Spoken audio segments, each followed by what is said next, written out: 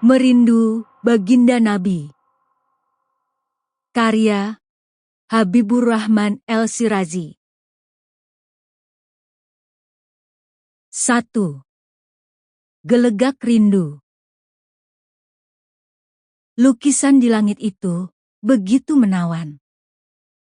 Awan putih berarakan, seumpama barisan malaikat sedang ruku sepanjang mata memandang. Panorama itu luar biasa ihsan. Pelukis paling hebat tak akan mampu menandingi indahnya lukisan Sang Maha Pencipta keindahan.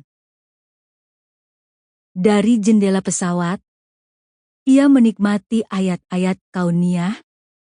Hatinya terus bertasbih. Tak terasa pelupuk matanya basah. Ia merasa seperti sedang bermimpi. Tapi yang dialaminya bukanlah mimpi. Itu nyata. 8 bulan sudah, setiap saat ia merasakan keindahan dan kenikmatan.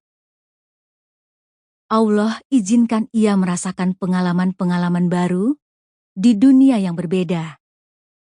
Bahkan di dunia yang dulu ia tidak pernah membayangkan. Ia merasa Allah begitu sayang padanya. Allah seperti terus mendekapnya dan membawanya ke sebagian kecil saja dari samudra tanda-tanda kebesarannya. Pernah ia berpikir bahwa ia tidak memiliki siapa-siapa di dunia ini.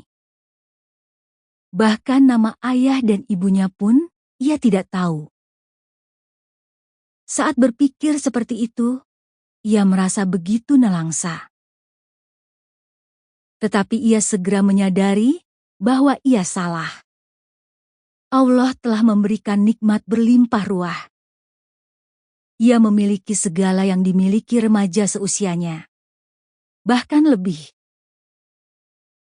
Allah juga telah menganugerahinya orang tua angkat yang mengasuhnya sejak masih balita dan tidak ada kurangnya mencurahkan kasih sayang kepadanya. Ia hidup berlimpah cinta. Allah sangat mencintainya, sangat menyayanginya. Itu yang selalu ia hayati. Itu yang membuat hati dan kedua matanya basah dalam tahmid dan tasbih.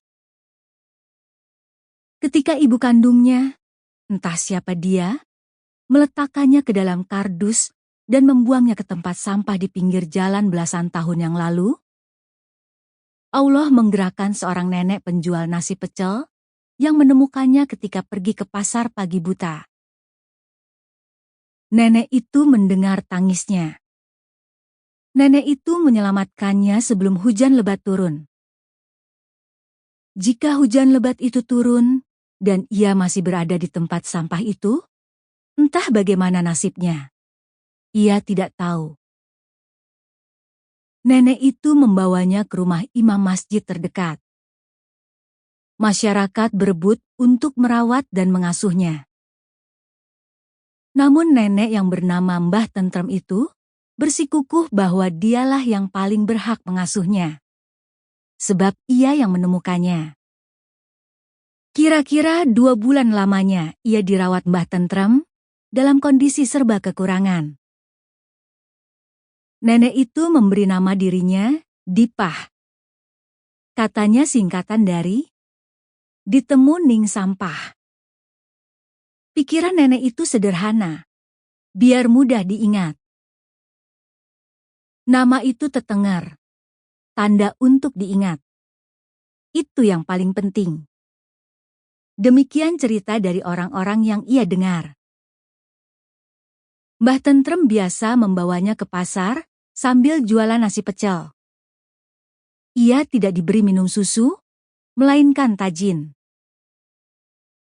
Tapi, Maha Besar Allah, ia sehat-sehat saja. Begitulah cerita orang-orang yang ia dengar tentang dirinya. Lalu Allah mengirim sepasang suami istri berhati malaikat, yang kini ia kenal sebagai kedua orang tuanya. Orang-orang memanggil mereka Sample complete. Ready to continue?